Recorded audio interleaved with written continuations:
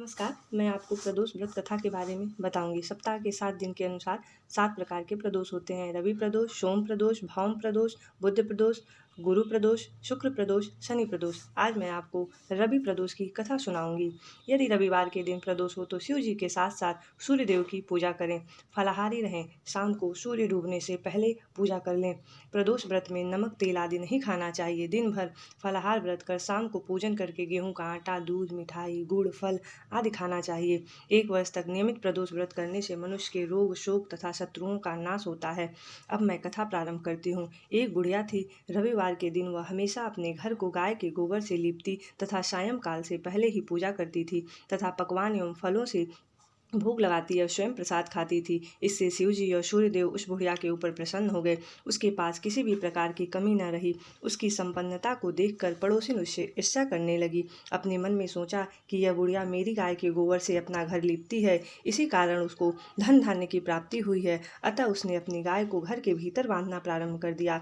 इस कारण उस बुढ़िया को अगले रविवार को गोबर न मिला। उसने अपना नियम भंग जानकर बहुत ही चिंता की और बिना कुछ भोजन बनाए खाए ही सो गई। रात में भगवान ने उस बुढ़िया को स्वप्न दिखाया और कहा, तुम्हें आज गोबर नहीं मिला है, जिससे तुम बहुत दुखी हो, अतः तुमको एक ऐसी गाय देता हूँ जिससे तुम्हारे सभी कष्ट दूर होंगे, मनोकामनाएं पूर्ण होंगी। सुबह उस बुढ़िया ने देखा कि आंगन में अपने बछड़े के साथ एक सुंदर सी गाय खड़ी है।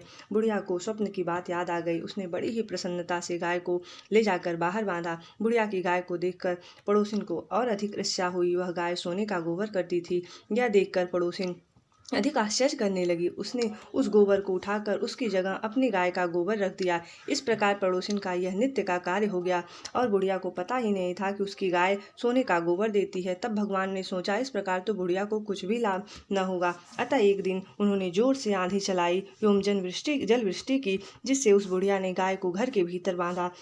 दूसरे दिन प्रातः से घर के अंदर ही बांधना शुरू कर दिया। तब तो पड़ोसिन ने अपना लाभ न देखकर राजा से शिकायत की कि उस बुढ़िया के पास एक गाय है जो सोने का गोबर करती है, अतः आप उसे ले लें और प्रजा का पालन करें। राजा को यह बात जच गई और उसने उस बुढ़िया की गाय मंगवा ली। किंतु भगवान की कृपा से उस दिन गाय ने सोने का गोबर न करके साधारण गोबर ही किया। तब राजा ने उस बुढ़िया से पूछा कि क्या तुम्हारी गाय वास्तव में सोने का गोबर देती है?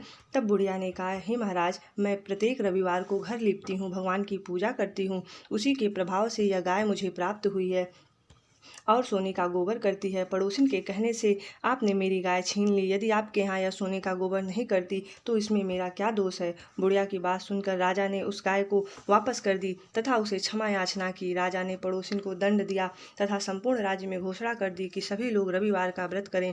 राजा ने स्वयं व्रत करना आरंभ किया, जिससे राजा और प्रजा प्रसन्न हो गए। राज्य की निरंतर प्रगति होने लगी तथा धन धान्य आदि किसी प्रकार की कमी न रही। ये रहा प्रदोष व्रत का कथा। आप लोग भी सुख शांति पूर्वक रहें। धन्यवाद।